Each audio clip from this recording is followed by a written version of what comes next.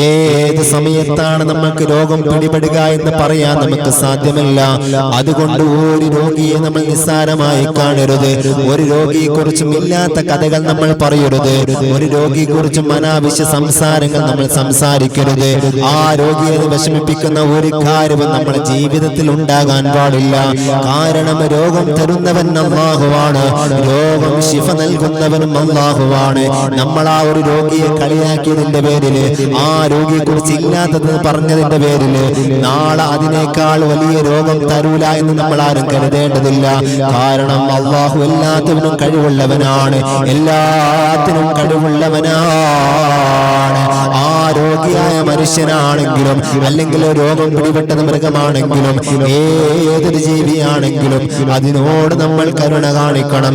കുഷ്ഠരോഗം പിടിപെട്ട ഒരു തെരുവ് നായെ ആളുകൾ ഓടിച്ചു കളഞ്ഞു. ഇതറിഞ്ഞ ശൈഖ് നായെ കണ്ടെത്തി നഗരത്തിന് വെളിയിൽ ഒരു തമ്പടിച്ചു, അതിൽ പാർപ്പിച്ചു. അതിനുശേഷം അതിന് വേണ്ടതായ ഭക്ഷണങ്ങളും മരുന്നുകളും നൽകി 40 ദിവസം ആ നായെ തീവ്രമായി പരിചരിച്ചു. അസുഖം ഭേദപ്പെട്ടപ്പോൾ അതിനെ കുളിപ്പിച്ച് തെരുവിലേക്ക് തന്നെ വിട്ടയച്ചു. ഇതിനെ കുറിച്ച് ചോദിച്ചപ്പോൾ ശൈഖ് പറഞ്ഞ മറുപടി, ഈ നായയോട് എന്തുകൊണ്ട് കരുണ കാണിച്ചിട്ടില്ല എന്ന് അല്ലാഹു ചോദിച്ചു.